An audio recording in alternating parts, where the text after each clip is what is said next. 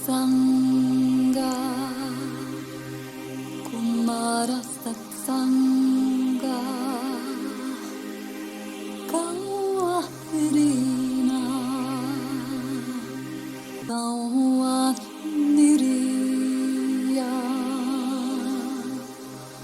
Kumara Satsanga, Kumara Satsanga.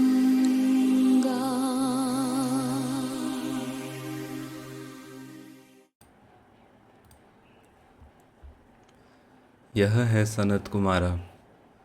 मुझे नमस university अर्थ spiritual university के इस व्याख्यान पॉडकास्ट संख्या 84 में आपका स्वागत करते हुए खुशी हो रही है। यह वह स्थान और समुदाय है जो आपको पूर्ण रूप से आत्मा निर्देशित और शंबाला सहायता प्राप्त मानव के रूप में विकसित करता है, जो अन्य सभी प्राणियों के साथ मिलकर दिव्य योजना के अनुसार अपना जीवन और पृथ्वी का भविष्य बनाने में सक्षम है। मैंने पहले ही व्याख्यान संख्या 83 में स्वीकृति के बारे में बात की है। नए ज्ञान, नई जानकारी और परिस्थितियों की स्वीकृति। आज पाठ 84 में मैं आपसे कौशल के रूप में स्वीकृति के बारे में बात करना चाहूँगा और यह बताना चाहूँगा कि स्वीकृति आपके जीवन को कैसे प्रभावित करती है। स्वीकृति क्या है? स्वीकृति वास्तविकता को उसके शुद्ध रूप में बिना किसी अलंकरण और अटकलबाजी के तर्क संगत और शांतिपूर्वक स्वीकार करता है। यही वह बात है जो हम आपको नमस यूनिवर्सिटी में अपने सहकर्मियों के साथ सिखाते हैं। स्वीकृति तर्कसंगता के माध्यम से सरशत हो सकती है और हृदय के माध्यम से बिना शर्त। इसका मतलब यह भी नहीं है कि आत्म विकास से इनकार करना या ज़रूरतमंद लोगों को उनके जीवन को बेहतर बनाने में मदद करना। स्वीकृति और आज्ञाकारिता दो अलग अलग शब्द हैं। स्वीकृति कमज़ोरियों और दोषों को उचित नहीं ठहराती, जैसा कि आज्ञाकारिता करती है। सदियों से धरती के सभी धर्मों ने मानवता से आज्ञाकारिता की मांग की है। अगर कोई असहमति जताने की हिम्मत करता है तो उसे विधर्मी घोषित कर दिया जाता है और उसे जीवन भर के लिए शापित कर दिया जाता है। कितनी महिलाओं को जिंदा जला दिया गया जिनका सीधा संबंध ईश्वर से था। क्या वे सभी काली चुड़ैल थी?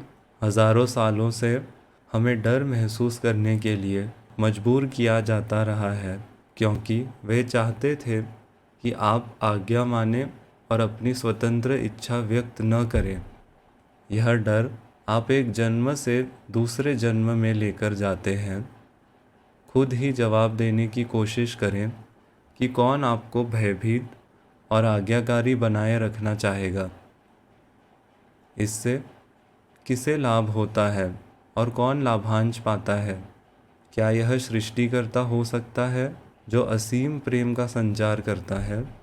क्या आपने कभी सोचा है कि देवदूत और महादूत केवल अब्राहमिक और ग्नोस्टिक धर्म में ही क्यों मौजूद हैं, जबकि सृष्टिकर्ता किसी भी धर्म में मौजूद है, चाहे उसे कोई भी नाम दे दिया जाए? सभी देवदूत और महादूत सृष्टिकर्ता द्वारा नहीं बल्कि अटलांटिस के पतन के बाद डार्क फोर्सेस द्वारा बनाए गए थे।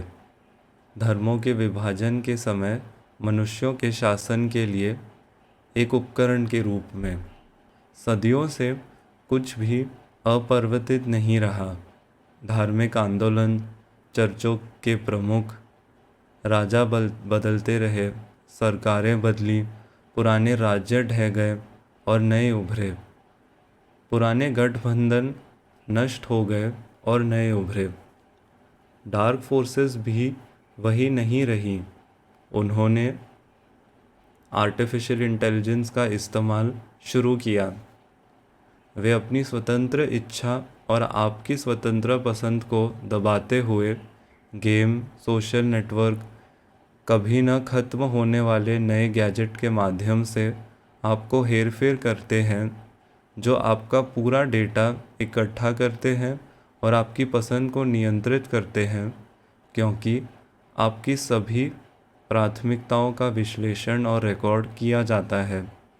अपनी सामग्री के माध्यम से वे आपकी भावनाओं, आपके विश्वासों, आपकी पसंद को निर्देशित करते हैं और दुनिया के बारे में आपके विचार बनाते हैं। वे आप पर शासन करते हैं, आपकी आत्मा पर नहीं। कल्पना करें कि आप एक निर्जन द्वीप पर हैं। आप नहीं जानते कि आप कहाँ हैं। आपके पास बाकी दुनिया से जुड़ने का कोई तरीका नहीं है। आपकी कोई ज़रूरतें नहीं हैं। इस एहसास के पल में खुद को बाहर से देखें। आपकी पहली भावनाएं क्या थीं? डर, खो जाने का एहसास, संभवतः गुस्सा, और बहुत कम लोगों ने स्वीकृति महसूस की। लेकिन केवल स्वीकृति ही आपके अगले कदमों पर सही निर्णय लेने में मदद करेगी। 1 अक्टूबर 2024 को मेरी असाधारण घोषणा के बाद आप में से कई लोगों को ऐसा लगा होगा कि ऐसा आपको पता चला है कि आप किसी निर्जन द्वीप पर हैं। कई लोगों ने इस जानकारी को मानने से इनकार कर दिया। कुछ ने आरोप लगाया कि यह जानकारी देने वालों द्वारा फैलाई गई झूठी बात है। यह आरोप लगाने वाले सभी लोग निष्पक्ष और शांत नहीं थे। स्वीकृति के लिए आपको उस अवस्था में होना चाहिए। पाठ 83 में मैंने कहा था, और मैं अब दोहराता हूँ, आपका मन लचीला होना चाहिए। आपका खुला दिल उस ज्ञान को स्वीकार करने और समझने के लिए प्राथमिक मार्गदर्शक होना चाहिए जो हम आपको दे रहे हैं और आपको नमस यूनिवर्सिटी में देते रहेंगे। यह आपका मन नाराज़ है। यह अनुकूलन नहीं करना चाहता है, जबकि आपकी आत्मा सत्य जानती है। आप अपनी आत्मा से पूछ सकते हैं कि उसे क्या चिंता है, और यदि आप सुनिश्चित नहीं हैं कि आपने अपनी आत्मा से संपर्क स्थापित किया है, तो अपनी भावनाओं को सुनें। लेकिन पूछने से पहले e book your 12 strand sun diamond DNA में दिए गए और वर्णित उपकरण का उपयोग करें। अपने अहंकार कक्ष में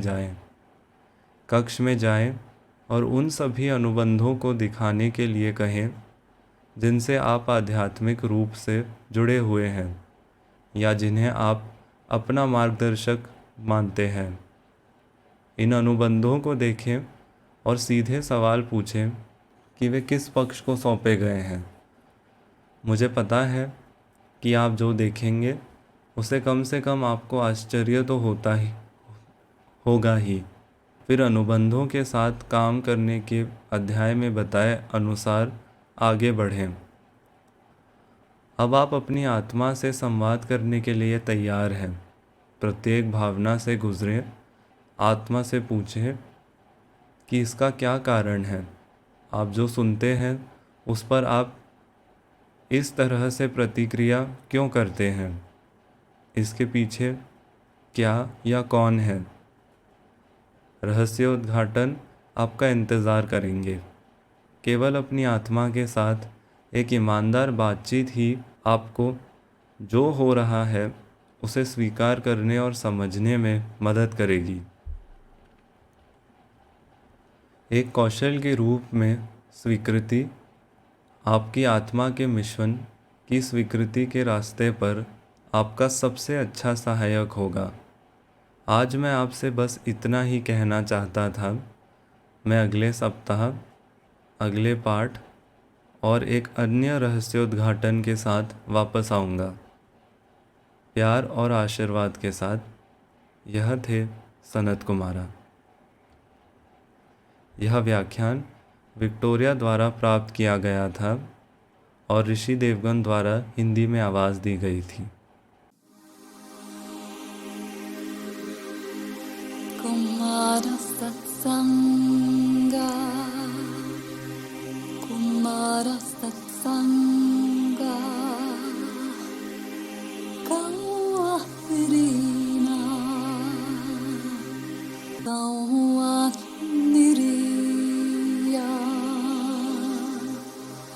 Kumara Satsanga, Kumara Satsanga.